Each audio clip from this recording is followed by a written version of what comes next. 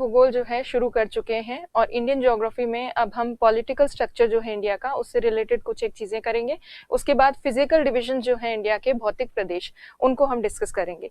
अब कल जो हमने किया था पहले थोड़ा सा उसको देख लेते हैं। कल बहुत सारी चीजें हमने देखी थी, होपफुली आपने पॉलिटिकल मैप इंडिया का देखा होगा और बेसिक चीजें जो है इंडिया से रिलेटेड वो आपको मैप में मिली होंगी।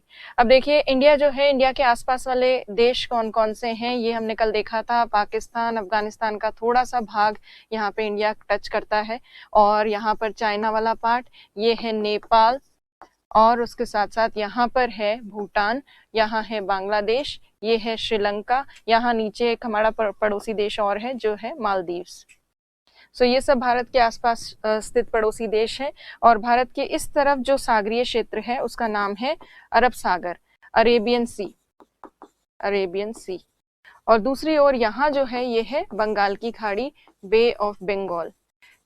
कल की क्लास में हमने बेसिक ये देखा था कि भारत जो है उसकी सीमा की लेंथ, लंबाई कितनी है, कितने तटीय बॉर्डर है, कोस्टल बॉर्डर इंडिया का कितना है और कौन सा जो राज्य है वो सबसे ज्यादा तटीय सीमा बनाता है और कौन से देश के साथ हमारी सबसे ज्यादा सीमा बनती है। ये सारी फैक्चुअल चीजें हमने लास्ट क्लास में डिस्कस की थी। भारत का अक्षांशीय और देशांतरीय विस्तार जो है, लैटिट्यूडनल और लॉन्गिट्यूडनल एक्सटेंशन, वो भी हम लास्ट क्लास में देख चुके हैं। वो जो लास्ट क्लास में हमने चीजें की थी वो सब फैक्चुअल है मोस्टली और आपको लर्न करनी है, याद करनी है। आज जो स्टार्टिंग में कुछ एक चीजें करेंगे वो फैक्चुअल है, उसके बाद फिर हम डिटेल में फिजिकल जो फीचर्स हैं इंडिया के उनको डिस्कस करेंगे, भौतिक प्रदेशों को।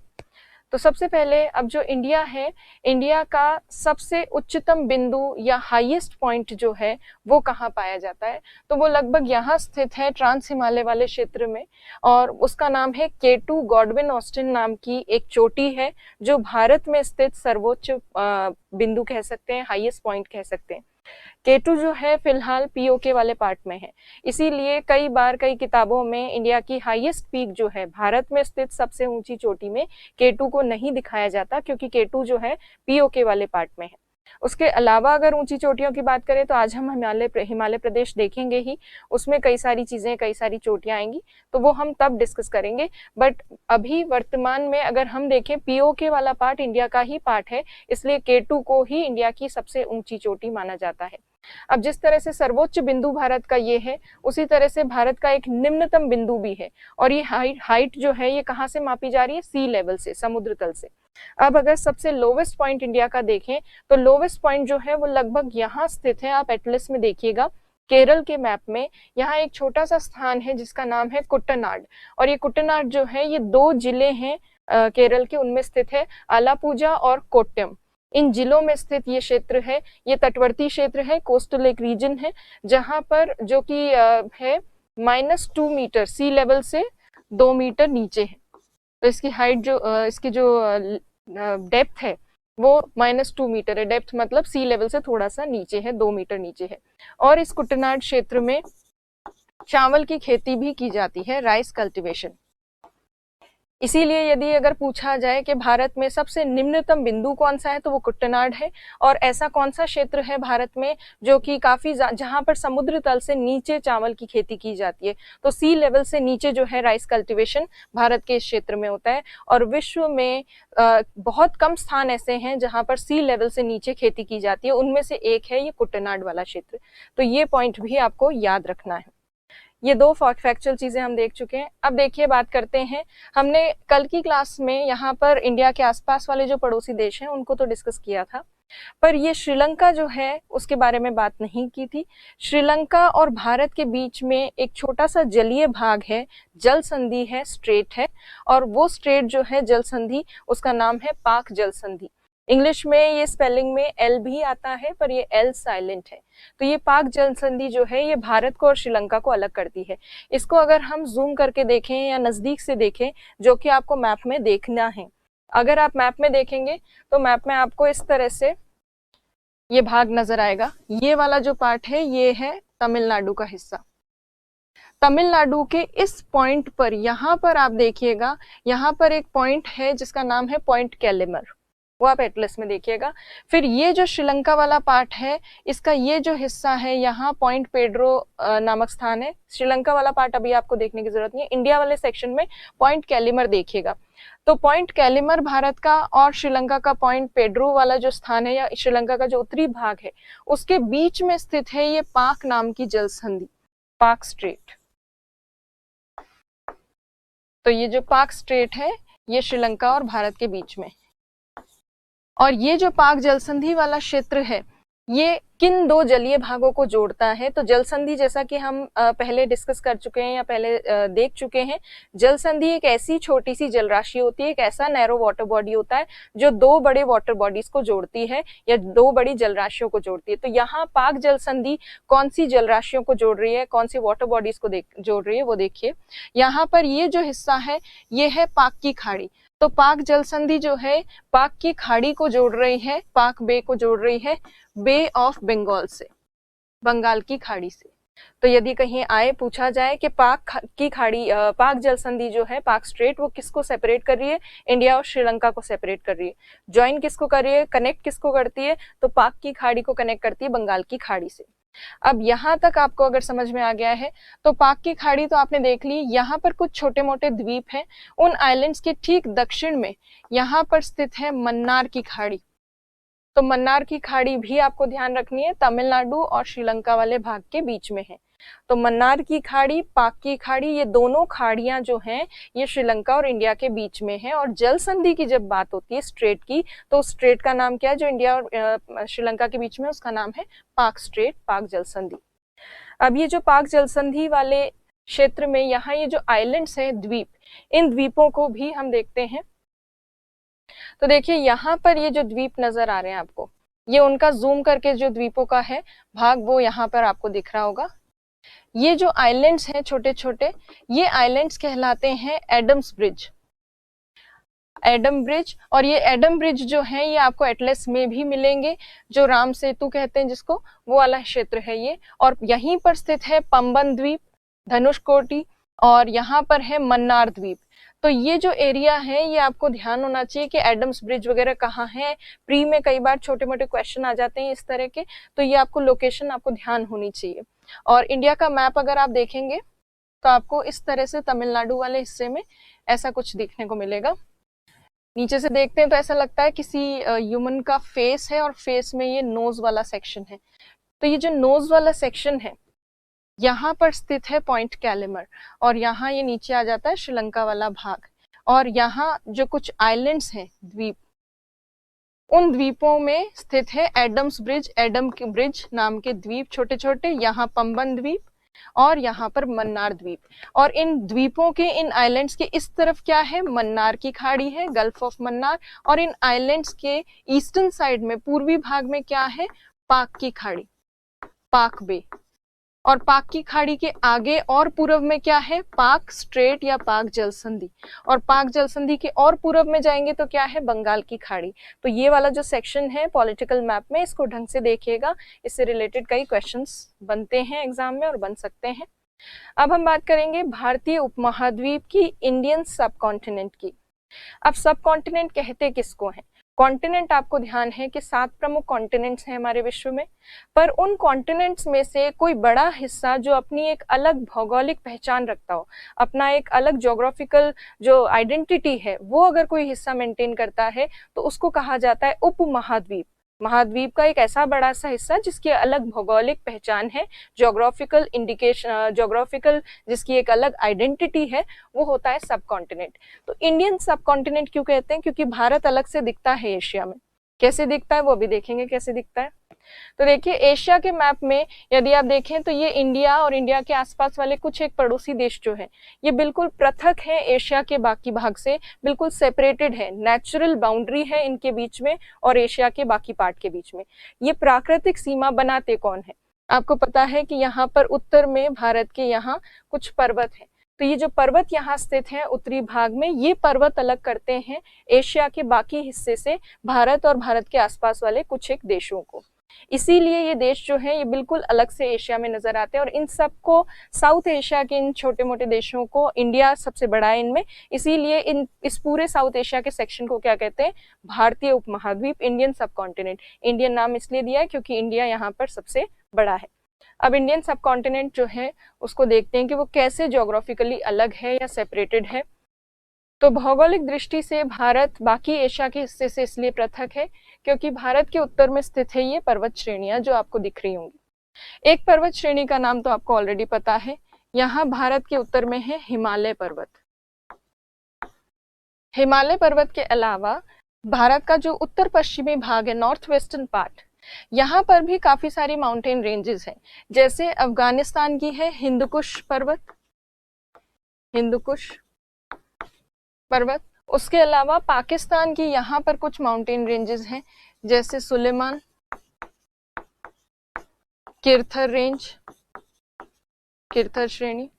तो किरथर, सुलेमान, हिंदुकुश, हिमालय पर्वत, यहाँ पे भी हिमालय वाला भाग है, हिमालय पर्वत, और हिमालय आगे तक यहाँ तक कंटिन्यू होता है। उसके बाद उत्तर पूर्वी राज्य जो है इंडिया के, नॉर्थ ईस्टर्न स्टेट्स, वहां पर छोटी छोटी पहाड़ियां हैं जिनको कहते हैं पूर्वांचल। और पूर्वांचल वाले भाग के ठीक आगे अगर आप देखेंगे तो यहाँ एक पड़ोसी देश आ जाता है हमारा, जिसका नाम है म्यांमार। म्यांमार का जो बिल्कुल वेस्टर्न मोस्ट सेक्शन है, पश्चिमी भाग, वहां पर एक पर्वत है, ये जो दिख रहा है आपको, ये म्यांमार है, और म्यांमार का यहाँ पर्वत है अराकन योमा, अराकन योमा नाम का पर्वत। तो यदि आप देखेंगे तो भारत और उसके आसपास वाले देशों के ऊपर एक पूरा बाउंड्री बनी हुई है, नेचुरल बाउंड्री बनी हुई है, किससे, माउंटेन से, पर्वतों से। तो ये ऊपर से एशिया के बाकी हिस्से से बिल्कुल अलग हो जाते हैं, सेपरेट हो जाता है ये वाला सेक्शन। और अगर हम नीचे देखें भारत का दक्षिणी भाग, तो दक्षिणी भाग में आपको सागर ही सागर नजर आएगा। तो एशिया के बाकी हिस्से से ये बिल्कुल अलग हो ही गया क्योंकि दक्षिणी भाग में सागरीय विस्तार है। अरेबियन सी या अरब सागर जो है, अरब सागर, ये भारत के पश्चिमी भाग में स्थित है, और पूर्वी भाग में है बंगाल की खाड़ी, बे ऑफ बंगाल, बंगाल की खाड़ी। और उसके अलावा अगर हम देखें तो भारत का जो दक्षिणी भाग है, बिल्कुल सदर्न मोस्ट, यहां स्थित है इंडियन ओशन, हिंद महासागर, इंडियन ओशन। तो देखिए नेचुरल बाउंड्री है चारों ओर इंडिया और उसके आसपास वाले देशों के, जिसकी वजह से ये पूरा सेक्शन, ये वाला जो हिस्सा है, ये पूरा एक उपमहाद्वीप के रूप में नजर आता है क्योंकि इसकी एक अलग पृथक पहचान है, भौगोलिक पहचान है, ज्योग्राफिकल आइडेंटिटी बिल्कुल सेपरेटेड है। नॉर्दर्न साइड से it is separated through mountain ranges, and in the southern region it is separated through seas and oceans. So therefore this whole region has separate geographical identity. तो Indian सब continent जब हम कहते हैं तो ये दक्षिण एशिया के कुछ देशों को सम्मिलित रूप से ये नाम दिया जाता है। अब इसमें कौन कौन से कंट्रीज इंक्लूडेड हैं वो देखिए। तो यहाँ अगर आप देखेंगे इस पर्वतों के भाग के बीच में आपको कौन कौन से देश नजर आ रहे हैं। यहाँ पर है पाकिस्तान, ये इंडिया है। यहाँ पर हिमालय पर्वतीय क्षेत्रों में स्थित है नेपाल। इसी हिमालय पर्वतीय क्षेत्र में एक छोटा सा देश और है, भूटान। फिर पूर्वांचल के इस तरफ भारत और पूर्वांचल का ये जो हिस्सा है इसके पास यहाँ पर स्थित है बांग्लादेश, बांग्लादेश। ये है श्रीलंका वाला हिस्सा, श्रीलंका वाला पार्ट भी इसी में एडेड है, श्रीलंका। उसके अलावा यहाँ छोटे छोटे आइलैंड्स हैं, जो एक हमारा पड़ोसी देश है मालदीव्स। तो ये जो देश हैं ये सम्मिलित हैं इस भारतीय उपमहाद्वीप में, पाकिस्तान, भारत, नेपाल, भूटान, बांग्लादेश, श्रीलंका और मालदीव। म्यांमार इसका हिस्सा नहीं है क्योंकि म्यांमार के बिल्कुल पश्चिमी किनारे पर ही अराकन योमा पर्वत है और म्यांमार का बाकी हिस्सा जो है वो बिल्कुल अराकन योमा के पीछे रह जाता है, इसलिए म्यांमार वाला पार्ट इसमें इंक्लूडेड नहीं है। कई जगह कई किताबों में आपको अफगानिस्तान भी इसका पार्ट देखने को मिलता है, बट अफगानिस्तान भी अलग हो जाता है। अफगानिस्तान का ज्यादातर भाग जो है वो पर्वत के उस तरफ है, इसलिए अफगानिस्तान को उपमहाद्वीप में जनरली इंक्लूड नहीं करते हैं। तो अब जो है उपमहाद्वीप में कौन से देश सम्मिलित हैं वो देखिए, यहाँ पर आपको दिख ही रहा है। ये सारी कंट्रीज जो हैं ये सब कॉन्टिनेंट का हिस्सा है, पाकिस्तान, इंडिया, नेपाल, भूटान, बांग्लादेश, श्रीलंका और मालदीव। म्यांमार इसमें इंक्लूडेड नहीं है। अफगानिस्तान कभी कभी जोड़ा जाता है बट वो भी रियल में देखें तो इंक्लूडेड नहीं है। एनसीईआरटी क्या कहती है? एनसीईआरटी में केवल ये जो स्थल वाले भाग में जुड़े हुए देश हैं यही इंक्लूड किए गए 5 देश, जिसमें सम्मिलित है पाकिस्तान, इंडिया, नेपाल, भूटान, बांग्लादेश। श्रीलंका और मालदीव को एनसीईआरटी में इंक्लूड नहीं किया गया है। बट वास्तविकता अगर देखें तो ये जो टर्म यूज किया जाता है साउथ एशिया के लिए, उसमें ये श्रीलंका और मालदीव भी एडेड होते हैं। तो ये हो गई उपमहाद्वीप से रिलेटेड चीजें। अब देखिए इंडिया का जो पॉलिटिकल स्ट्रक्चर है वो हमने लास्ट क्लास में भी डिस्कस किया और बेसिक जो फैक्चुअल चीजें हैं वो हम देख चुके हैं। तो अब ये जो फर्स्ट चैप्टर है हमारा ये कंप्लीट होता है इंडिया का। अब इस फर्स्ट चैप्टर में से सीधे एटलस में से किस तरह के क्वेश्चंस आते हैं और अभी तक जो हमने पढ़ा उससे किस तरह के क्वेश्चंस आते हैं वो देखते हैं। तो देखिए ये आईएएस में 2001 में आया हुआ क्वेश्चन, यदि भारतीय मानक समय इफ इंडियन स्टैंडर्ड टाइम को निर्धारित करने वाली देशांतर रेखा को प्रधान देशांतर रेखा का दर्जा दिया जाए तो अंतरराष्ट्रीय तिथि रेखा का देशांतर क्या होगा? सो इसमें इंग्लिश में ट्रांसलेट अगर करें कि इफ इंडिया 82.5 डिग्री जो ईस्ट लॉन्गिट्यूड है वहां से इंडिया का स्टैंडर्ड टाइम मेजर होता है, if we consider that particular longitude as prime meridian और 0 degree, then what is the distance between that international date line and 0 degree, which is 82.5 degree actually, and what would be the time on that particular place, like date line पे कितना समय होगा जब India को 0 degree मान ले 82.5 degree वाले हिस्से को। तो सिंपल सा क्वेश्चन है, मान लीजिए ये भारत है, भारत से गुजरने वाली जो 82.5 डिग्री है 82.5 डिग्री ईस्ट लॉन्गिट्यूड, इसको आपको क्या कंसिडर करना है? 0 डिग्री मान लेना है। और किसका समय बताना है आपको? 180 डिग्री पूर्वी देशांतर, क्योंकि डेट लाइन तो यहीं पर होती है 180 डिग्री पे। तो इनके बीच में कितना लॉन्गिट्यूड्स का डिफरेंस है वो पता लगाना है, उसके हिसाब से आपको मेजर करना है। आपको लोकल टाइम मेजर करना आता है, स्थानीय समय गणना करनी आती है, और आपको पता है कि हर एक 15 डिग्री 1 घंटे में क्रॉस होती है, तो 15-15 डिग्री के अंतर में 1-1 घंटे का फर्क आ जाएगा। तो आप उसको इजीली कैलकुलेट कर सकते हैं। 1 डिग्री क्रॉस करने में 4 मिनट लगते हैं, तो उस हिसाब से आप कैलकुलेट कर सकते हैं कितना समय में अंतर होगा और क्या है। अच्छा, क्या पूछा है? अंतरराष्ट्रीय तिथि रेखा का देशांतर क्या होगा? हाँ, तो तिथि रेखा का देशांतर पूछा है, समय नहीं पूछा है तिथि रेखा का देशांतर पूछा है कि ये अगर 0 डिग्री है तो डेट लाइन जो कि नॉर्मली 180 डिग्री ईस्ट होती है, इसका लॉन्गिट्यूड क्या होगा। ये इजीली आप कैलकुलेट कर सकते हो। ये सॉल्व करके देखिएगा क्वेश्चन, कोई प्रॉब्लम हो तो बाद में डिस्कस करेंगे, ये सॉल्व कीजिएगा। वैसे इसका आंसर यहाँ पे दिया हुआ ही है, फिर भी आपका नहीं निकल रहा हो तो उसको देखेंगे बाद में। देखिए दूसरा क्वेश्चन जो है, जो पूछा गया था डेटलाइन से रिलेटेड, निम्न में से कौन सा कथन 82.5 डिग्री पूर्वी देशांतर के संबंध में सही नहीं है? Which of the following statements is not correct regarding 82.5 degree east longitude. यह भारत के लिए मानक देशांतर रखा गया है। It is considered as standard longitude for India. Yes it is.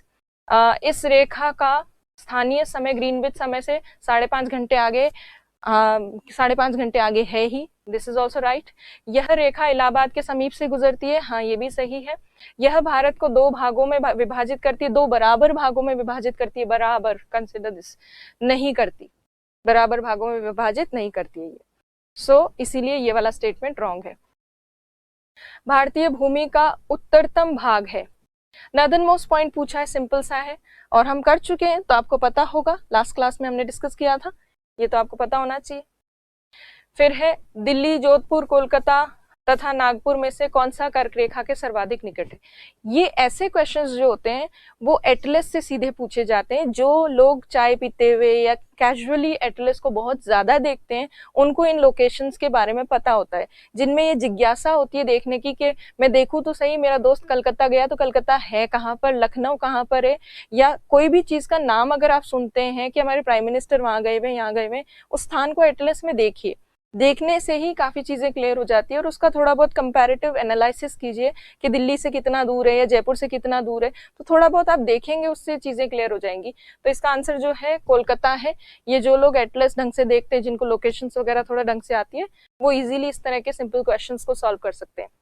तो इस तरह के जो क्वेश्चंस होते हैं उनका नेचर वो सिंपल क्वेश्चंस होते हैं, बट जो व्यक्ति अवेयर होता है, जिसने थोड़ा सा देखा हो लोकेशंस वगैरह को, वही इनको सॉल्व कर पाता है। और अगर आरपीएससी और यूपीएससी में दोनों ही तरह के पेपर्स में आप इस तरह के क्वेश्चन भी छोड़ के आते हैं तो धिक्कार है, नहीं करना चाहिए ऐसा, इतना तो आना ही चाहिए कम से कम। फिर है भारत के कितने राज्य पड़ोसी देशों की स्थलीय सीमा से जुड़े हैं, ये आपको कैलकुलेट करना होता है, नहीं गिने हुए भी हों तो भी उस टाइम हैंड टू हैंड आप थोड़ा सा गिन के और जो बेस्ट ऑप्शन है उसके हिसाब से आंसर दे सकते हो। तो प्रेजेंस ऑफ माइंड होना चाहिए आपका एग्जाम के समय। फिर है अधोलिखित कथनों पर विचार कीजिए। असम भूटान तथा बांग्लादेश की सीमाओं से लगा हुआ है, पश्चिम बंगाल भूटान तथा नेपाल की सीमाओं से लगा हुआ है, मिजोरम बांग्लादेश तथा म्यांमार की सीमाओं से लगा हुआ है। तो इसमें बस ये बताना है कि कौन सा कथन सही है, which of the statements is correct इनमें से, इनसे रिलेटेड। तो जिसने ये ढंग से किया है कि कौन सी कंट्री को कौन सा स्टेट जो है छूता है या कौन सी कंट्री के बॉर्डर पे कौन से स्टेट्स हैं, वो इजीली इस क्वेश्चन को कर सकता है। फिर है सिक्किम से गुजरने वाले देशांतर गुजरने वाला अक्षांश अधोलिखित में से, अधोलिखित मीन्स फॉलोइंग में से किस एक से भी होकर गुजरता है। तो सिक्किम वाला जो लैटिट्यूड है और कौन से रीजन से गुजर सकता है। ये बहुत क्लोज आंसर है, जोधपुर, धौलपुर, नागौर, जैसलमेर, ये सब क्लोज हैं बहुत, बट जिसने कंपैरेटिवली थोड़ा देखा हो, जिसको पता हो कि कौन ज्यादा नॉर्थ में है, वो इसको क्लियरली कर सकता है। फिर है निम्नलिखित प्रमुख भारतीय नगरों में से कौन सा एक सबसे अधिक पूर्व की ओर अवस्थित है। इन स्टेट्स में से, इन सिटीज में से आपको बताना था कि सबसे ईस्ट में कौन सा है। तो वही जो मैप ज्यादा देखते हैं, थोड़ा बहुत ढंग से अध्ययन करते हैं एटलीस्ट एटलिस्ट का, तो वो इस तरह के जो क्वेश्चंस होते हैं उनको सॉल्व कर सकते हैं। फिर अब आप देखिए फिजियोग्राफिक डिवीजन ऑफ इंडिया, जो आज की क्लास में हमें स्टार्ट करना था। अभी तक तो हम प्रीवियस क्लास का जो बची कुछ चीजें थी उनको डिस्कस कर रहे थे और क्वेश्चंस कैसे आते हैं वो डिस्कस कर रहे थे। आज की क्लास मेनली है भारत के भौतिक प्रदेशों से रिलेटेड। इंडिया में बहुत सारे डिफरेंट जो फिजिकल फीचर्स हैं वो पाए जाते हैं, देखने को मिलते हैं, और वो इसलिए हैं क्योंकि इंडिया पूरा का पूरा जो भारत आज हमें देखने को मिलता है एक साथ नहीं बना है। कुछ हिस्से इंडिया के जो हैं वो बहुत पुराने हैं, कुछ हिस्से इंडिया के बहुत नए हैं। तो नए पुराने हिस्से और जो पुराने भाग हैं वो अपरदित होकर घिसकर उनकी ऊंचाई जो है वो कम हो चुकी है, और जो नए पर्वत है जैसे हिमालय पर्वत नवीन पर्वत है और नए पर्वतों का अपरदन कम हुआ है, इरोजन कम हुआ है, इसलिए उनकी हाइट ज्यादा है। वहीं दूसरी तरफ अरावली जैसे जो पुराने पर्वत हैं वो काफी ज्यादा अपरदित हो चुके हैं, उनकी हाइट काफी कम हो चुकी है। वहीं अगर आप देखें दक्षिण भारत, साउथ इंडिया, जो कि सबसे पुराना हिस्सा है भारत का, वहां पर भी अपरदित आपको चट्टानें देखने को मिलेगी, फिर भी वो पठारी क्षेत्र है इसलिए ऊंचा है। पठार के प्रायद्वीपीय पठार के पेनिनसुलर प्लेटो के और नॉर्थ में जो हिमालयन माउंटेन है उसके बीच में जो डिप्रेशन था उसमें धीरे धीरे नदियों ने अवसाद सेडिमेंट्स जमा किए। जो पहले कभी टेथिस सागर हुआ करता था उसमें धीरे धीरे सेडिमेंट्स जमा हुए हैं, और उन सेडिमेंट्स के जमने से यहाँ क्या बना है, उत्तर में मैदान बना है। तो भारत एक ऐसा देश है जिसमें बहुत सारी विविधताएं आपको देखने को मिलती है, बहुत डाइवर्स फीचर्स देखने को मिलते हैं। कहीं प्लेन्स हैं, कहीं प्लेटो है, कहीं माउंटेन्स हैं, कहीं छोटी हिल्स हैं। ये सब डिफरेंट फीचर्स किस वजह से हैं? Because India was not made in one particular period, India was made gradually, धीरे धीरे बना है भारत, अलग अलग काल में बना है। तो भूगर्भिक मतलब बनावट से संबंधित, संरचना से संबंधित विविधता भारत में पाई जाती है। जियोमॉर्फोलॉजिकल स्ट्रक्चर जो है, as of different parts of India is completely different. कुछ हिस्से ऊंचे हैं, कुछ हिस्से नीचे हैं, कुछ हिस्से नए हैं, कुछ हिस्से पुराने हैं। तो अगर हम भारत को देखें, सबसे पुराना जो भाग है भारत का वो प्रायद्वीपीय भारत है, पेनिनसुलर इंडिया वाला पार्ट है। और नए भाग में अगर देखें तो हिमालय पर्वतीय प्रदेश जो है, हिमालयन माउंटेन रीजन, वो काफी नया है। और इन नए और पुराने भागों के बीच में यहाँ पे मैदानी क्षेत्र है, और ये प्लेन रीजन जो है, मैदानी क्षेत्र, ये नवीनतम है, हिमालय के भी बाद बना है, हिमालय से भी नया है। तो ये लेटेस्ट, ये सबसे नवीनतम भाग है भारत का। तो इस तरह से भारत में हर एक काल के, हर एक समय के आपको भाग मिलेंगे, और इस वजह से भारत में उच्चावच संबंधित और भौतिक लक्षणों से संबंधित विविधता है, रिलीफ फीचर्स से रिलेटेड डाइवर्सिटी है, फिजिकल फीचर्स से रिलेटेड डाइवर्सिटी है इंडिया में। बिकॉज ऑफ व्हाट, किसकी वजह से? भूगर्भिक संरचना की वजह से। अब ये क्या होता है, उच्चावच क्या होता है? उच्चावच का मतलब है, रिलीफ फीचर्स का मतलब है ऊंचे और नीचे स्थान। ऊंचे नीचे स्थानों में क्या आता है? एक तो होते हैं पर्वत, माउंटेन्स, एक होती है पहाड़ियां, हिल्स, एक होते हैं प्लेटो, पठार, एक होते हैं मैदान। तो ये डिफरेंट रिलीफ फीचर्स हैं, ऊंचे और नीचे स्थान जो है अलग अलग हाइट के अकॉर्डिंग इनको अलग अलग नाम दिए जाते हैं। और ये नाम जो है ये किस बेसिस पे होते हैं, जैसे हिल्स जो हैं, पहाड़ियां, ये लगभग 500 मीटर के आसपास तक जो होती हैं वो हिल्स होती हैं। फिर 500 मीटर से ऊंचे जो हैं वो पर्वत होते हैं। पर्वतों में भी अलग अलग हाइट होती है, कुछ पर्वत तो केवल 1000-2000 मीटर की ऊंचाई तक होते हैं, कुछ 4000, 8000, 5000 इतनी हाइट तक भी होते हैं। तो अलग अलग माउंटेन्स की अलग अलग हाइट होती है। पहाड़ियां जो हैं वो लगभग 500 मीटर तक ऊंची मिल सकती है। पठार हमें कितने भी ऊंचे मिल सकते हैं।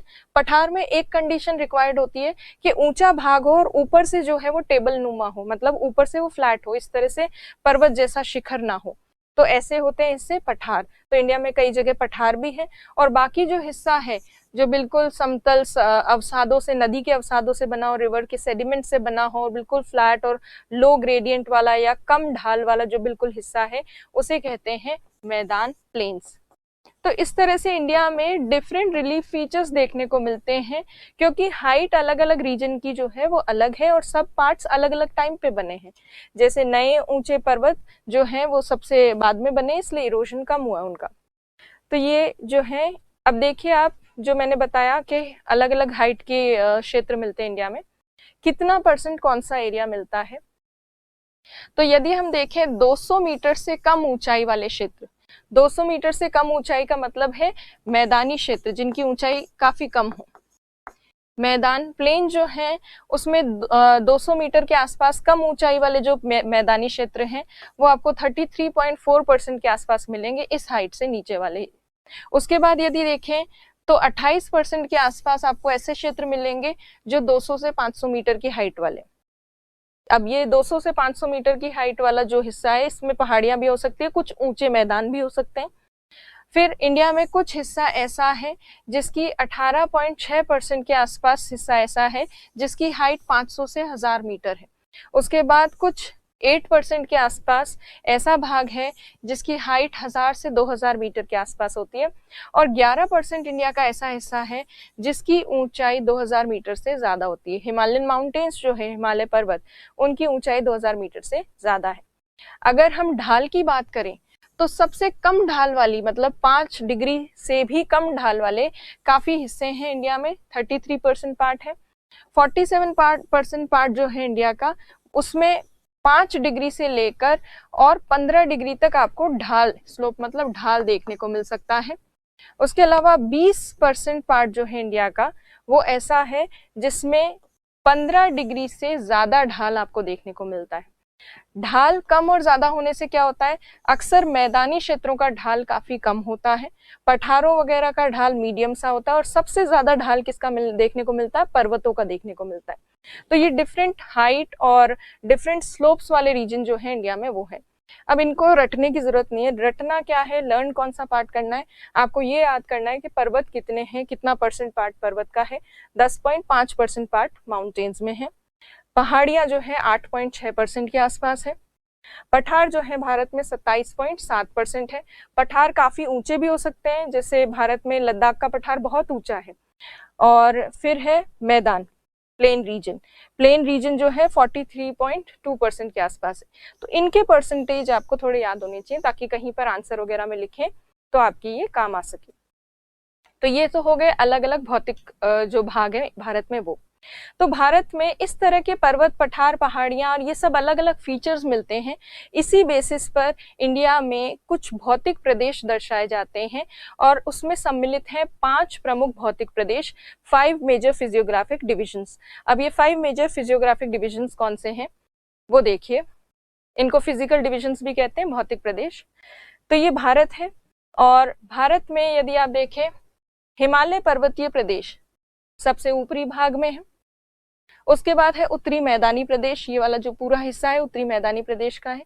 फिर है प्रायद्वीपीय पठारी प्रदेश। तो प्रायद्वीपीय पठारी प्रदेश पेनिनसुलर प्लेटो रीजन में, ये साउथ इंडिया है, यहाँ पे गुजरात का थोड़ा सा सेक्शन है, और मेघालय वाला जो प्लेटो रीजन है वो भी इसमें इंक्लूडेड है।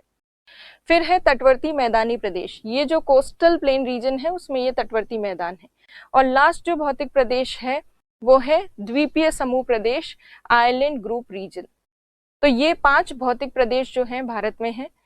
कई जगह आप कई किताबों में 6 भौतिक प्रदेश भी देखोगे। छठा भौतिक प्रदेश कहाँ पे दिखाया जाता है, तो वो ये वाला हिस्सा है जिसे कहते हैं मरुस्थलीय प्रदेश, डेजर्ट रीजन, जो इंडिया में वेस्टर्न राजस्थान वाले पार्ट में। ये डेजर्ट रीजन जो है ये हम मैदानों में पढ़ेंगे, तो ये मैदानी क्षेत्र के साथ इंक्लूड करके देखा जाएगा। अगर आप दिखाना चाहें तो 6 भौतिक प्रदेश भी दिखा सकते हैं, मरुस्थलीय क्षेत्र को आप अलग से दिखा सकते हैं। अब सबसे पहला जो भौतिक प्रदेश है हिमालयन पर्वतीय प्रदेश या हिमालयन माउंटेन रीजन, इसको हम सबसे पहले डिस्कस करेंगे। तो सबसे पहला भाग देखिए, हिमालय पर्वतीय प्रदेश, हिमालयन माउंटेन रीजन। ये जो हिमालय पर्वत है इसका नाम ही हिमालय पर्वतीय प्रदेश है, इसे उत्तरी पर्वतीय प्रदेश भी कहते हैं, नर्दर्न माउंटेन रीजन भी कहा जाता है। और ये जो नर्दर्न माउंटेन रीजन है ये बना है मुख्यतः हिमालय पर्वत से, इसी वजह से इसको ये नाम भी दिया गया है। अब देखिए है कहाँ पर, तो ये स्थित है यहाँ पर भारत के उत्तरी भाग में, northern part of India, then north eastern part of India. तो ये 2 सेक्शंस जो हैं उत्तरी और उत्तर पूर्वी भाग भारत का, यहाँ पर ये हिमालय पर्वतीय प्रदेश विस्तृत है। अब ये कितने क्षेत्र में विस्तृत है और क्या इसकी विशेषताएं हैं मुख्यतः वो देखिए। तो ये एक चाप के रूप में, एक आर्क के फॉर्म में फैला हुआ इंडिया में। आर्क के फॉर्म में कैसे, ये पूरा सेक्शन, ये वाला हिस्सा, और आगे पाकिस्तान में ये इस तरह से दूसरी रेंजेस आ जाती है पाकिस्तान में यहाँ पे, और यहाँ पूर्वांचल के आगे क्या आ जाता है, अराकन योमा वाला कुछ हिस्सा, कुछ माउंटेन्स आ जाते हैं। तो ये एक ऐसे आर्क के फॉर्म में, ये एक चाप के रूप में भारत के उत्तरी भाग में विस्तृत है। और ये चाप के रूप में जो फैला हुआ क्षेत्र है, कितने एरिया में फैला हुआ है, 5 लाख वर्ग किलोमीटर क्षेत्र में फैला हुआ है। और यहाँ के जो प्रमुख पर्वत है वो हिमालय पर्वत है, और हिमालय पर्वत नवीन वलित पर्वत है, नए बने हुए हैं। और नए कब बने हैं, पृथ्वी के इतिहास में अगर देखें, हमने जियोलॉजिकल टाइम स्केल जो देखी है, या अभी कुछ क्लासेस में हमने नहीं भी देखी है, तो वो टर्शरी काल जो होता है जियोलॉजिकल काल टाइम स्केल में, जीटीएस में, तो टर्शरी काल काफी नवीनतम काल है। अभी क्वार्टरनरी चल रहा है, टर्शरी का मतलब है तृतीय युग, अभी चतुर्थ युग चल रहा है। तो हिमालय काफी नया है, तृतीय युग में ही बना है, चतुर्थ युग तो अभी चल ही रहा है।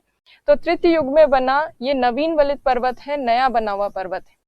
अक्सर जो नए पर्वत होते हैं उनकी ऊंचाई काफी ज्यादा होती है, और इसी वजह से ये जो हिमालय पर्वतीय प्रदेश है ये विश्व के सबसे ऊंचे पर्वतीय तंत्र जो होते हैं उसका भाग है। सबसे हाईएस्ट माउंटेन सिस्टम जो है वर्ल्ड का वो यही है, और इसी माउंटेन सिस्टम का पार्ट है माउंट एवरेस्ट, जो वर्ल्ड की सबसे ऊंची चोटी है। नए पर्वत जो होते हैं उनकी ऊंचाई इसलिए ज्यादा होती है क्योंकि उनका अपर्दन कम हुआ होता है, इरोजन कम हुआ होता है। और हाइट जब ज्यादा होती है किसी माउंटेन की, बहुत ऊंचे ऊंचे पर्वत होते हैं, तो पर्वतों का जो ऊंचा भाग है वो बर्फ से ढका रहता है, और इसीलिए बर्फ से ढके पर्वतीय क्षेत्रों में कई सारे हिमनद विकसित होते हैं या हिमनद बनते हैं, ग्लेशियर्स। और ये जो ग्लेशियर्स हैं, जब ये ग्लेशियर्स पिघलते हैं, इनका पानी निकलता है, तो उससे बनती हैं नदियां, रिवर्स बनती। तो ये जो हिमालय पर्वतीय प्रदेश भारत के उत्तर में है, ये विश्व का सबसे ऊंचा पर्वत तंत्र है। यहाँ बहुत सारे हिमनद है, और इन हिमनदों से भारत की कई प्रमुख नदियां निकलती हैं। जैसे भारत में जो गंगा नदी है, यमुना नदी है, इवन ब्रह्मपुत्र नदी जो आती है भारत की ओर, सिंधु नदी, इंडस रिवर, ये सब प्रमुख नदियां कहाँ से निकलती है, हिमालय पर्वत तंत्र वाले क्षेत्र से निकलती है, इस उत्तरी प्रदेश से निकलती है। तो इसीलिए ये उत्तरी प्रदेश जो है ये बहुत महत्वपूर्ण है। अब इस हिमालय पर्वत का निर्माण कैसे हुआ था, तो यदि हम इसकी निर्माण की उत्पत्ति की बात करें तो आपको ऑलरेडी पता है कि हमने प्लेट टेक्टोनिक थ्योरी की थी। प्लेट विवर्तनिक सिद्धांत में आपको पता है कि 2 प्लेटों के अभिसरण से बना है हिमालय पर्वत, और 2 प्लेटों में कौन सी प्लेट्स के अभिसरण से, इंडो ऑस्ट्रेलियन प्लेट और यूरेशियन प्लेट जो है उनके कन्वर्जेंस से बना है हिमालयन माउंटेन। ये हमने प्लेट टेक्टोनिक थ्योरी में देखा था। पर क्या हिमालय की उत्पत्ति को, ओरिजिन को समझाने के लिए केवल एक ही थ्योरी दी गई थी? नहीं, हिमालय को समझाने के लिए, हिमालय की उत्पत्ति को, ओरिजिन को बताने के लिए बहुत सारी थ्योरीज दी गई हैं। उसमें से 2 मेन थ्योरीज हैं जो काफी फेमस है, जिनके बारे में आपको नॉलेज होनी चाहिए। एक थ्योरी आप ऑलरेडी जानते हैं, प्लेट टेक्टोनिक थ्योरी, प्लेट विवर्तनिक सिद्धांत। दूसरा सिद्धांत जो है वो हम आज डिस्कस करेंगे। तो 2 थ्योरीज जो उत्पत्ति को समझाती है हिमालय की, वो है एक तो जियोसिंक्लाइन थ्योरी ऑफ कोबेर, कोबर का भूसन्नति का सिद्धांत, और दूसरा है प्लेट विवर्तनिक सिद्धांत। प्लेट विवर्तनिक की सिद्धांत के बारे में आपको नॉलेज है, हमने डिटेल में चैप्टर किया था। तो यहाँ पर अगर देखें, हिमालय का निर्माण यूरेशियन और इंडो ऑस्ट्रेलियन प्लेट के अभिसरण या कन्वर्जेंस से होता है। अब कोबर जो है वो क्या बताते हैं कि किस तरह से हिमालय बना, वो उसको समझते हैं। तो कोबर के अनुसार भूसन्नति जो होती है, भूसन्नति एक ऐसा भाग होती है जिससे पर्वत निर्माणकारी गतिविधियां जो हैं होती हैं। भूसन्नति या जियोसिंक्लाइन कहते किसको हैं? तो कोबर का ये मानना था कि कहीं पर अगर कोई लैंड मासेस होते हैं, भूभाग, तो उन स्थल खंडों के बीच में जो सकड़े से जलराशियां होती है, नैरो जो वाटर बॉडी होती है, वो नैरो वाटर बॉडी ही क्या कहलाती है? जियोसिंक्लाइन कहलाती, जियोसिंक्लाइन या भूसन्नति, भूसन्नति कहलाती। तो भूसन्नति क्या है? सकड़े से सी जो जलराशि है, सकड़ी सी, लंबी सी, और कम, इसकी गहराई ज्यादा नहीं होती है, छिछले सागर होते हैं, लेस डेप्थ वाले होते हैं। तो ये जो इस तरह के सागर होते हैं उनको जियोसिंक्लाइन कहते हैं। तो कोबर का ये कहना था कि जियोसिंक्लाइन भूसन्नति जो होती है उसके दोनों तरफ जो स्थलखंड होते हैं, उन स्थलखंडों और इस जियोसिंक्लाइन के कारण कई पर्वतों का निर्माण होता है। कैसे होता है वो अभी समझेंगे। पर हम क्योंकि हिमालय के हिमालय की उत्पत्ति के बारे में देख रहे हैं, तो अगर हिमालय की उत्पत्ति को डिस्कस करें तो हिमालय पर्वत जो है बना है टेथिस सागर हमने किया था। तो टेथिस भूसन्नति जो है उसके कारण हिमालय पर्वत का निर्माण हुआ है। टेथिस भूसन्नति मतलब टेथिस सागर वाला जो छिछला सा सागर था, नैरो सी थी, उसकी वजह से हिमालयन माउंटेन बनाए। और इस टेथिस सागर के दोनों तरफ कौन से लैंड मासेस थे या स्थलखंड थे? तो एक तरफ तो था गोंडवाना लैंड, एक तरफ था अंगारा लैंड। तो गोंडवाना लैंड और अंगारा लैंड।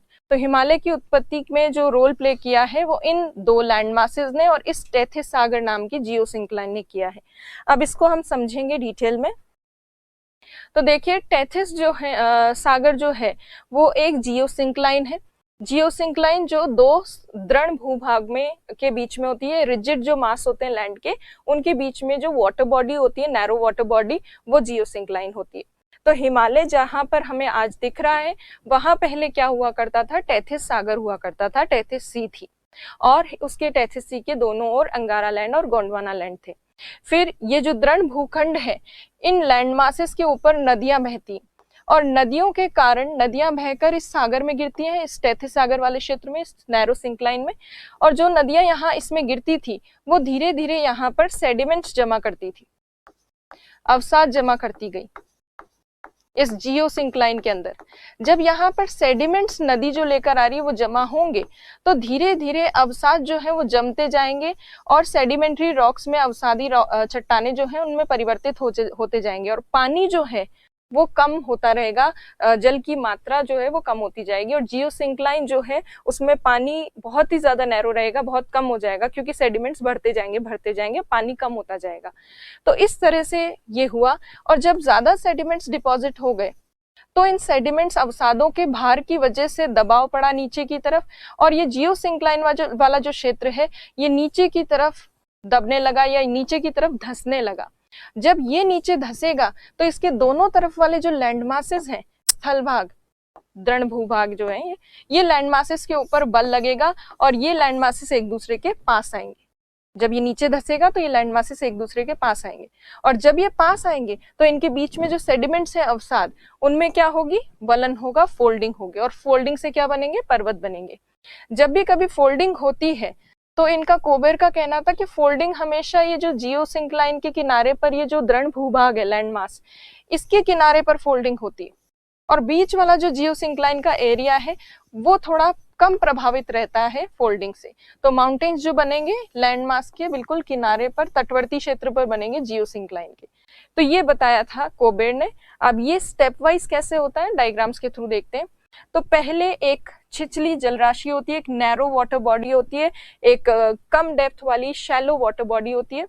उस वाटर बॉडी में जो आसपास लैंडमास है जिसको हम फोरलैंड कहते हैं या अग्रदेश कहते हैं लैंड मास को, उन लैंड मासेस से आने वाली नदियां सेडिमेंट्स जमा करती हैं।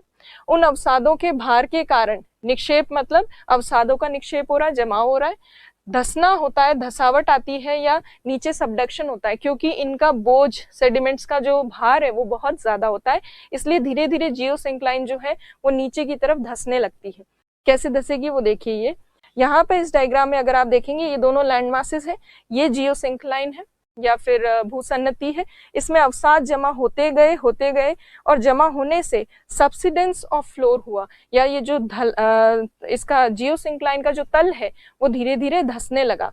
तल जब धसेगा तो ये दोनों लैंड मासेस जो है ये एक दूसरे के पास आएंगे। ये कैसे होगा, तो देखिए मान लीजिए ये जियोसिंक्लाइन है।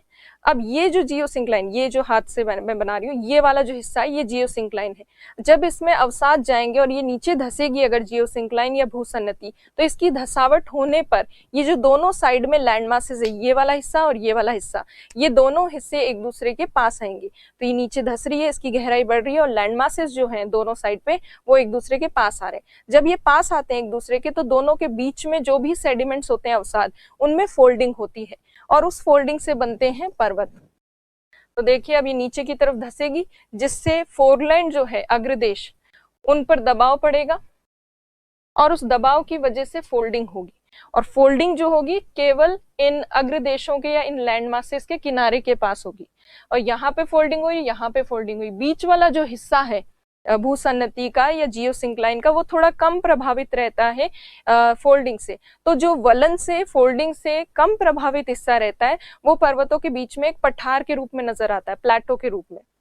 तो यहाँ पर अगर हम देखें, ये देखिए लैंड के ऊपर कंप्रेशन फोर्स लगा दोनों तरफ से, उसकी वजह से मार्जिनल रेंजेस बनी, मतलब किनारे किनारे पर पर्वत श्रेणियां बनी वलन से। और बीच वाला जो हिस्सा है उसे मीडियन मास कहते हैं, मीडियन मास या मध्य पिंड, जिसपे वलन का प्रभाव कम पड़ा है, फोल्डिंग का इफेक्ट कम पड़ा है। इस तरह का जो मध्य पिंड होता है वो किस रूप में नजर आता है पर्वतों के बीच में, पठार के रूप में। और यहाँ पर हम कौन से पठार की बात कर रहे हैं, तो हिमालय पर्वत जब बना तो हिमालय के पीछे जो कुनलुन नाम का पर्वत है चाइना का, हिमालय पर्वत और कुनलुन पर्वत के बीच में विश्व का सबसे ऊंचा, सबसे बड़ा पठार बना, जिसका नाम है तिब्बत का पठार। तो देखिए यहाँ पर दोनों तरफ अग्रदेशों के या ये जो लैंड मासेस हैं, इनके दोनों किनारों पर जो पर्वत बने, एक तो कुनलुन बना है चाइना का पर्वत, दूसरी तरफ हिमालय पर्वत, और उन दोनों के बीच में ये तिब्बत का पठार। तो ये जियोसिंक्लाइन थ्योरी है और उसकी ये जो स्टेप्स हैं, पहले कोई जियोसिंक्लाइन होना, भूसन्नति होना दो लैंड मासेस के बीच में, फिर भूसन्नति में अवसादों का जमाव होना, सेडिमेंट्स का डिपोजिशन होना जियोसिंक्लाइन में, और उस डिपोजिशन की वजह से जमाव के कारण धसना जियोसिंक्लाइन का या भूसन्नति का, और धसने के कारण अग्रदेश जो है, पास जो लैंड मासेस हैं, वो एक दूसरे की तरफ बढ़ते हैं, जिसकी वजह से फोल्डिंग होती है और माउंटेन्स और प्लेटो बनते हैं माउंटेन्स के बीच में। तो ये चीज जो है इससे आपको क्लियर हो गया होगा।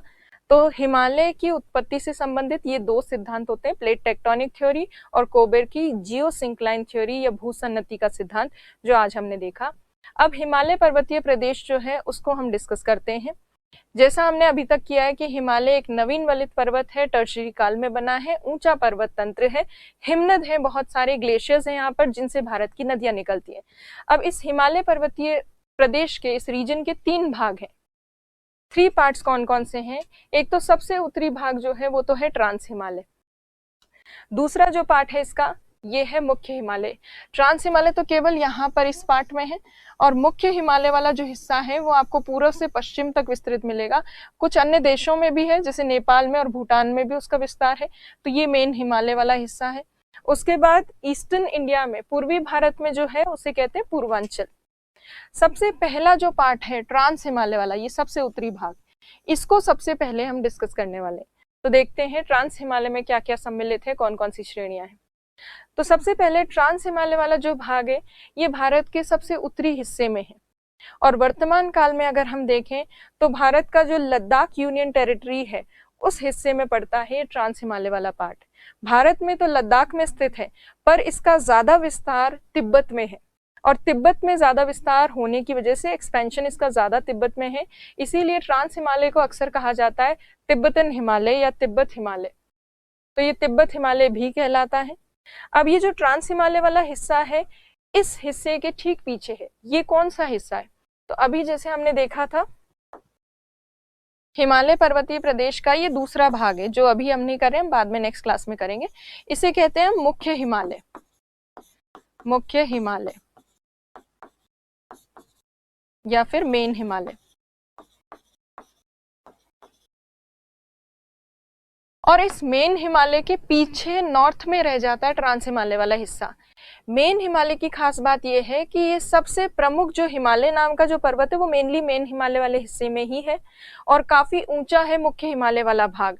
और ट्रांस हिमालय की हाइट मेन हिमालय की तुलना में कम है। तो इसीलिए अगर देखें कि ट्रांस हिमालय नॉर्थ में है और उसके ठीक आगे की तरफ मेन हिमालय है, तो मेन हिमालय की हाइट बहुत ज्यादा है और ऊंचा पर्वत ट्रांस हिमालय के ठीक आगे खड़ा है। इसी वजह से जब बारिश होती है भारत में मानसून की, तो मानसून वर्षा को मुख्य हिमालय वाला हिस्सा जो है वो रोक लेता है और पीछे जो ट्रांस हिमालय वाला भाग है वहां तक वो वर्षा पहुंच नहीं पाती है। तो ट्रांस हिमालय वाला जो हिस्सा है ये मुख्य हिमालय के पीछे उत्तर में स्थित है और बारिश वहां तक पहुंच नहीं पाती है। इसीलिए इस ट्रांस हिमालय वाले भाग को कहते हैं वृष्टि छाया क्षेत्र, वृष्टि छाया क्षेत्र या रेन शैडो रीजन, जहां तक वर्षा नहीं पहुंच पाती। अब इस रेन शैडो रीजन में जहां पे भी रेन शैडो रीजन होगा, वृष्टि छाया क्षेत्र, वहां अक्सर क्या देखने को मिलेगा, बारिश नहीं हो रही है या कम हो रही है बहुत, इसका मतलब शुष्क परिस्थितियां हैं। तो एरिड कंडीशंस देखने को मिलती है इस ट्रांस हिमालय वाले पार्ट में, मतलब मेनली लद्दाख वाले हिस्से में। बहुत शुष्क परिस्थितियां यदि होगी तो ज्यादा वनस्पति का विकास नहीं होगा। तो हाँ, यहाँ पे वेजिटेशन का विकास या वनस्पति जो है वो भी डेवलप नहीं हो पाती, क्योंकि एक तो ठंडा भी है, दूसरी चीज यहाँ पे बारिश भी प्रॉपर नहीं होती है। इसीलिए ये इंडिया का कोल्ड डेजर्ट रीजन जो है, ठंडा मरुस्थलीय क्षेत्र, वो ट्रांस हिमालय वाले पार्ट में मिलता है। यहाँ पे वेजिटेशन ग्रोथ भी काफी कम होती है। अब ये जो ट्रांस हिमालय वाला पार्ट है, इसमें 3 प्रमुख पर्वत श्रेणियां हैं, 3 मेजर माउंटेन रेंजेस हैं। अब वो कौन कौन सी माउंटेन रेंजेस हैं यहाँ पर वो देखिए। एक तो है काराकोरम, काराकोरम रेंज। ये केवल इंडिया वाले सेक्शन में ही नहीं है, इंडिया के साथ साथ ये आगे तिब्बत में भी फैली हुई है। दूसरी जो रेंज है श्रेणी, उसका नाम है लद्दाख श्रेणी। लद्दाख श्रेणी भी लद्दाख में और तिब्बत में दोनों में विस्तृत है। जास्कर श्रेणी जो है ये तीसरी श्रेणी है, 3rd रेंज है यहाँ ट्रांस हिमालय की, ये भी तिब्बत में फैली हुई है। तो ये 3 मेजर रेंजेस हैं। तीनों की तीनों रेंजेस जो है ये मेन हिमालय से कम हाइट रखती है, मुख्य हिमालय से कम ऊंची है। इसीलिए ये तीनों ही वृष्टि छाया क्षेत्र में है, रेन शैडो रीजन में। रेन शैडो रीजन में कोई भी क्षेत्र अगर होता है तो वहां होती है शुष्क परिस्थितियां, एरिड कंडीशंस। यहाँ पे भी शुष्क परिस्थितियां हैं और इन शुष्क परिस्थितियों के कारण यहाँ वनस्पति का विकास अधिक नहीं हो पाता। तो ये तो हुआ ट्रांस हिमालय का बेसिक नॉलेज। अब हम एक एक जो रेंज है इसको डिटेल में देखेंगे। सबसे पहले हम काराकोरम करेंगे, काराकोरम के बाद लद्दाख और फिर जास्कर श्रेणी के बारे में हम अध्ययन करेंगे। सबसे पहले देखते हैं काराकोरम। जो ट्रांस हिमालय है उसकी जो सबसे नॉर्दर्न मोस्ट रेंज है, सबसे उत्तरी श्रेणी, उसका नाम है काराकोरम। और काराकोरम में यहाँ ये जो आपको पर्वत दिख रहा है या चोटी दिख रही है, पीक, ये इंडिया की हाईएस्ट पीक है। अभी इसी क्लास में हमने देखा था कि इंडिया की हाईएस्ट पीक कौन सी है, K2 गॉडविन ऑस्टिन। तो ये K2 गॉडविन ऑस्टिन नाम की सबसे ऊंची चोटी, ये ना सिर्फ काराकोरम रेंज की हाईएस्ट पीक है, ये इंडिया की भी हाईएस्ट पीक है, जिसका दूसरा नाम है गॉडविन ऑस्टिन। हाइट कितनी है, 8611 मीटर इसकी हाइट है। अब ये जो K2 गॉडविन ऑस्टिन वाला क्षेत्र है ये इंडिया में हाईएस्ट है, हाईएस्ट पीक ऑफ इंडिया। और अगर हम वर्ल्ड लेवल की बात करें, विश्व स्तर पर, तो ये विश्व की दूसरी सबसे ऊंची चोटी है, second highest peak of the world. विश्व की दूसरी सबसे ऊंची और भारत की सबसे ऊंची चोटी है K2 गॉडविन ऑस्टिन। तो भारत की सबसे ऊंची चोटी कौन सी, विश्व की सबसे ऊंची चोटी कौन सी है फिर, mount Everest. Mount Everest world की हाईएस्ट पीक है और सेकंड हाईएस्ट पीक है K2 गॉडविन ऑस्टिन, और ये भारत की हाईएस्ट पीक भी है, सबसे ऊंची चोटी भी है। तो ये तो हुई K2 के बारे में बात। अब अगर हम काराकोरम रेंज की बात करें तो ट्रांस हिमालय में जितनी भी दूसरी श्रेणियां आपको दिख रही हैं, काराकोरम, लद्दाख और जास्कर, तीनों में से सबसे ऊंची कौन सी है, काराकोरम। सबसे उत्तर में कौन सी है, काराकोरम। सबसे ज्यादा लंबी या ज्यादा विस्तृत कौन सी है, वो भी है काराकोरम। ये काराकोरम रेंज जो है ये आगे चलकर ऊपर यहाँ पर भारत के ऊपर पामीर का पठारी क्षेत्र है या पामीर गांठ है। पामीर का पठार है एशिया में, पामीर गांठ में जाकर मिल जाती है, जिसे हम कहते हैं पामीर नॉट। तो ये जो काराकोरम रेंज है ये एशिया के बिल्कुल सेंट्रल पार्ट में जो पामीर नॉट वाला हिस्सा है उसमें जाकर मिल जाती है। उस हिस्से का क्या आगे वाला जो विस्तार है वो इंडिया में है। तो ये काराकोरम रेंज में ये इंपॉर्टेंट चीज है। अब इतनी ज्यादा हाइट है काराकोरम रेंज की और इतना नॉर्थ में स्थित है, इसलिए यहाँ पर बहुत सारे ग्लेशियर्स हैं। और जब ऊंचे पर्वतों पर ग्लेशियर्स होते हैं उनको कहते हैं अल्पाइन हिमनद। तो ये जो काराकोरम रेंज है ये अल्पाइन हिमनद के लिए विख्यात है। अल्पाइन ग्लेशियर, बहुत सारे अल्पाइन ग्लेशियर्स हैं यहाँ पर। अब अल्पाइन शब्द किसके लिए यूज होता है, तो ये शायद हमने पहले भी बात की होगी। अल्पाइन का मतलब, अल्पाइन एक टर्म है जो आल्प्स पर्वत है उसके आधार पर ये टर्म बनी है। आल्प्स पर्वत यूरोप के काफी ऊंचे पर्वत है, प्रमुख पर्वत है। उसके आधार पर कोई भी चीज जब ऊंचाई पर स्थित होती है उसके लिए शब्द यूज होता है अल्पाइन। अल्पाइन वनस्पति भी हो सकती है, अल्पाइन हिमनद भी हो सकता है। किसी भी चीज के आगे अल्पाइन लगाए इसका मतलब ऊंचाई पर स्थित। तो यहाँ बहुत सारे अल्पाइन हिमनद स्थित है काराकोरम श्रेणी क्षेत्र में, और इन ग्लेशियर्स के लिए ये रेंज फेमस है। इंडिया के काफी इंपॉर्टेंट ग्लेशियर्स यहाँ पर हैं, जैसे कि सियाचिन ग्लेशियर। सियाचिन हिमनद जो है उसकी खास बात अभी हम देखेंगे। तो जो ग्लेशियर्स यहाँ पर स्थित हैं हिमनद, वो कौन कौन से हैं? सियाचिन, हिस्पर, बतूरा, बालतोरो, बियाफो, ये सब ग्लेशियर्स काराकोरम रेंज वाले रीजन में है। इनमें से जो सियाचिन ग्लेशियर है ये काफी इंपॉर्टेंट है, क्योंकि सियाचिन ग्लेशियर जो है ये काफी लंबा ग्लेशियर है। 72 किलोमीटर लंबा है, लेंथ में काफी लंबा है। और लेंथ में जो है ये एशिया का सबसे लंबा, सबसे बड़ा हिमनद हम कह सकते हैं ग्लेशियर सियाचिन वाला जो है। सियाचिन हिमनद की एक खास बात ये भी है कि ये डिस्प्यूटेड रीजन है, जहां पर अक्सर पाकिस्तान और इंडिया के बीच में जो है वॉर की स्थिति बनी रहती है। इसीलिए इसको हाईएस्ट बैटल फील्ड भी कहा जाता है, विश्व की सबसे ऊंची युद्ध भूमि। ये जो सियाचिन हिमनद है ग्लेशियर, अक्सर ग्लेशियर से निकलती है नदियां, और इस सियाचिन ग्लेशियर से भी एक प्रमुख नदी निकलती है और उस नदी का नाम है नुब्रा नदी। नुब्रा नदी जो है ये आगे चलकर, नुब्रा नदी जो है ये आगे चलकर मिलती है श्योक नदी से। श्योक नाम की एक रिवर है, और श्योक नदी जो है वो आगे चलकर मिलती है सिंधु नदी से, सिंधु या इंडस। तो कुल मिलाकर अगर हम देखें तो नुब्रा जो है वो सिंधु की ही सहायक नदी है, क्योंकि ये सिंधु से मिलने वाली एक नदी से मिलती है, इंडस रिवर से मिलने वाली एक ट्रिब्यूटरी से मिलती है। तो नुब्रा श्योक से मिलेगी और श्योक जाकर आगे किससे मिलेगी? सिंधु नदी से मिलती है, इंडस रिवर से। तो नुब्रा नदी जो सियाचिन हिमनद से निकलती है, उस नदी की जो घाटी क्षेत्र है सियाचिन हिमनद वहीं पर स्थित है, उसी वैली रीजन में लोकेटेड है।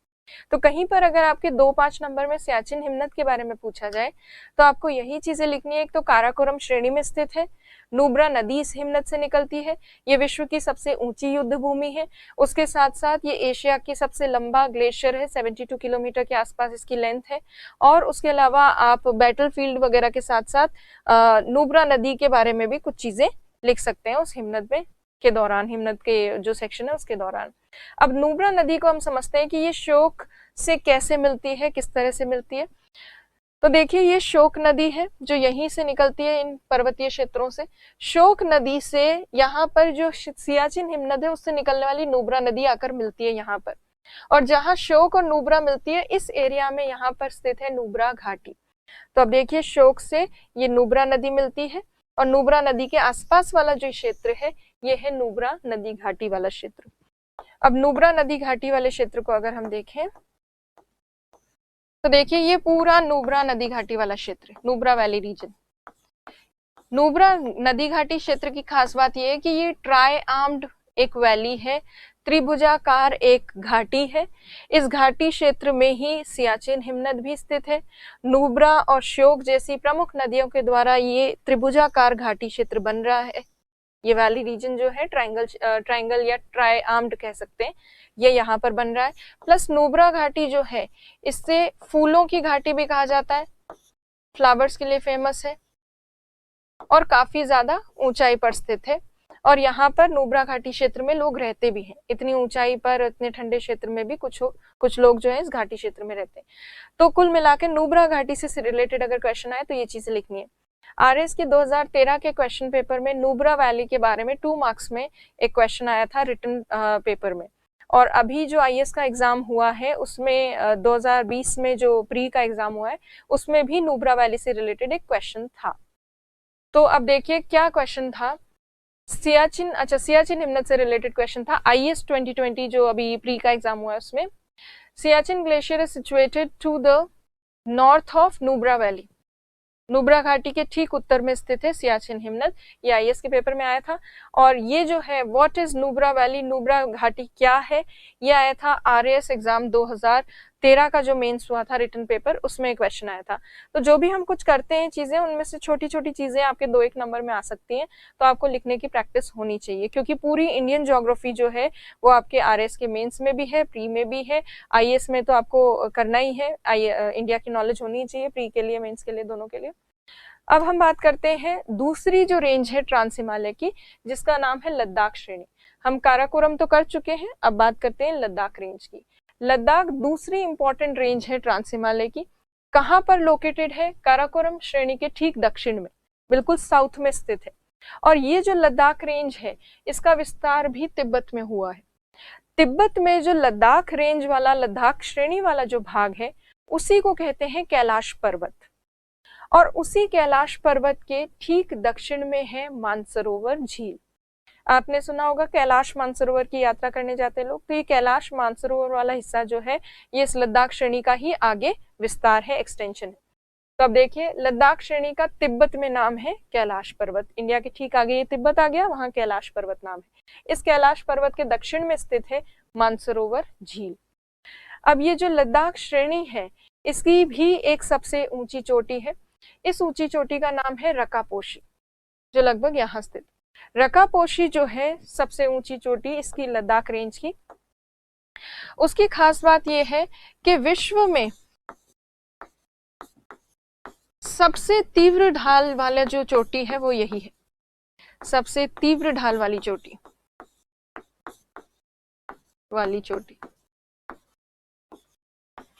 वर्ल्ड में जो सबसे स्टीप स्लोप बनाती है पीक, वो यही है।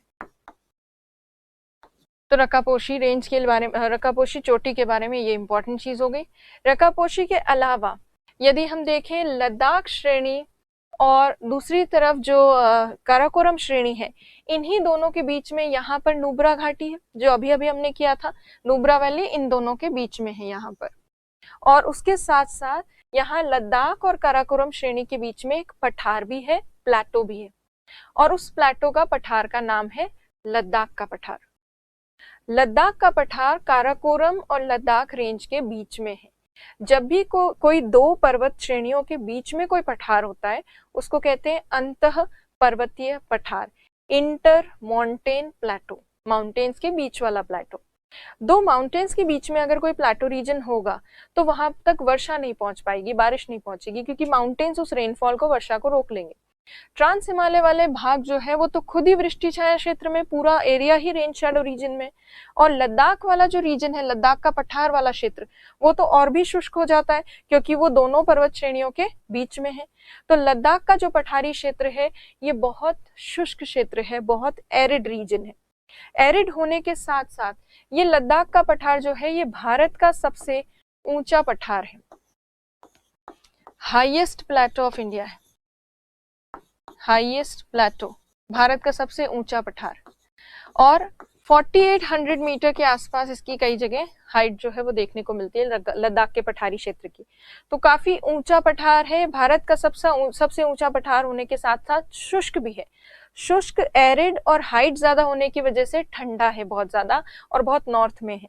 तो ये ठंडा जो क्षेत्र है इसकी वजह से, ठंडा और शुष्क क्षेत्र होने के कारण ये भारत का ठंडा मरुस्थलीय क्षेत्र है, कोल्ड डेजर्ट रीजन है, क्योंकि ये ड्राई भी है और ये कोल्ड भी है। तो ये कोल्ड डेजर्ट या शुष्क मरुस्थलीय क्षेत्र है। भारत का एकमात्र ठंडा जो मरुस्थल है कोल्ड डेजर्ट वो ये है। अगर आपसे कहीं पूछा जाए कि राजस्थान के थार के मरुस्थल में कम वर्षा होती है या लद्दाख के पठारी क्षेत्र में, तो आपको लद्दाख का पठार चुनना है, क्योंकि लद्दाख के पठार में भारत में सबसे कम वर्षा जो है, सबसे कम रेनफॉल वो लद्दाख के प्लेटो रीजन में होती है। और यहाँ इस प्लेटो रीजन में एरिड कंडीशंस की वजह से, शुष्क परिस्थितियों के कारण यहाँ कई सारी लवणीय झीलें हैं। पेगोंग सो और ये सारी जो झीलें हैं वो इसी हिस्से का भाग है, इसी लद्दाख के पठारी क्षेत्र का ही भाग है। यहाँ कई सारी आपको सलाइन लेक्स मिलेंगे इस पर्टिकुलर एरिया में। तो लवणीय झीलें हैं, शुष्क परिस्थितियां हैं, ठंडा मरुस्थल है और ये भारत का सबसे ऊंचा पठार है। और किसके बीच में? लद्दाख और काराकोरम रेंजेस के बीच में है, इंटर माउंटेन प्लेटो है। तो ये होगी लद्दाख के पठार से रिलेटेड बात। अब देखिए यहाँ पर एक पास भी है, इस लद्दाख श्रेणी में एक पास है, दर्रा है। पास जो होता है दर्रा, उसे हिमालय पर्वतीय क्षेत्र में, हिमालयन रीजन में ला कहा जाता है, स्थानीय भाषा में, लोकल लैंग्वेज में। तो ला जो शब्द है यहाँ पर वो पास के लिए ही यूज किया गया है। यहाँ जो पास स्थित है उसका नाम है खारदुंग ला। अब ये जो खारदुंग ला नाम का दर्रा है, पास क्यों बनाया जाता है माउंटेन रेंजेस में? क्योंकि पर्वत श्रेणियां ऊंची और सतत होती है, कंटिन्यूस होती है। उनके पीछे वाला जो हिस्सा है वहां तक अगर पहुंचना है तो पर्वतों को काट कर रास्ता बनाया जाता है, उसी को कहते हैं दर्रा या पास। यहाँ जो पास है वो खारदुंग ला नाम का पास है। अब इस पास के ठीक उत्तर में क्या स्थित है? तो यहाँ स्थित है नुब्रा नदी घाटी, और इसके दक्षिण में यहाँ पर सिंधु नदी घाटी और वो स्थित है। और लेह जो है, लद्दाख में लेह वाला जो भाग है वो है। तो ये दर्रा बनाया गया है ताकि लेह से जाया जा सके नुब्रा घाटी और सियाचिन हिमनद की तरफ। सियाचिन ग्लेशियर रीजन वाला जो हिस्सा है, लेह से वहां जाने के लिए ये पास बनाया गया है। तो ये एक प्रमुख दर्रा है इस लद्दाख श्रेणी में, और ये कनेक्ट करता है नुब्रा घाटी को लेह से। और लेह लद्दाख से अगर सियाचिन हिमनद जाना हो, सियाचिन ग्लेशियर की तरफ, तो इसी पास को क्रॉस करना पड़ता है। अच्छा, ये वाला जो खारदुंगला पास है, ये हाईएस्ट विश्व का सबसे ऊंचा मोटरेबल पास है, मतलब बाइक वगैरह यहाँ पे चलाई जा सकती है। अब देखिए जास्कर श्रेणी जो ट्रांस हिमालय की तीसरी सबसे दक्षिणतम श्रेणी है, इसकी बात करते हैं। ट्रांस हिमालय का सबसे दक्षिणतम भाग है ये वाली जास्कर रेंज। ये जास्कर रेंज जो है सबसे साउथ में होने के साथ साथ अगर इसकी बात करें, इसमें इसके ठीक नॉर्थ से एक मेजर रिवर निकलती है, उसका नाम है इंडस रिवर, सिंधु नदी। तो लद्दाख रेंज और इस जास्कर रेंज के बीच में सिंधु नदी घाटी है, इंडस रिवर वैली है, जो कि काफी इंपॉर्टेंट है। अदरवाइज उसके अलावा जास्कर रेंज में आपको कोई ज्यादा डिटेल्स नहीं देखनी है। देखिए सिंधु नदी इनके बीच में है, लद्दाख और जास्कर के बीच में सिंधु नदी घाटी स्थित है। तो ये हो गई ट्रांस हिमालय से रिलेटेड चीजें। तो ट्रांस हिमालय में मेन चीजें हमने डिस्कस की है।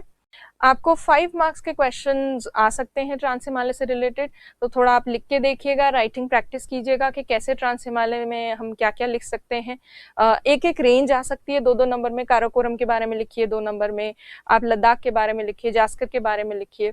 तो इस तरह से थोड़ा बहुत राइटिंग प्रैक्टिस आप शुरू कर सकते हैं। और ऑब्जेक्टिव क्वेश्चंस कैसे आते हैं वो मैंने आपको आज दिखाया, और आगे जो क्लासेस होंगी उनमें भी जो जो छोटे छोटे सेक्शंस हैं उनसे रिलेटेड जो भी क्वेश्चंस बन सकते हैं वो थोड़ा थोड़ा हम डिस्कस करते जाएंगे।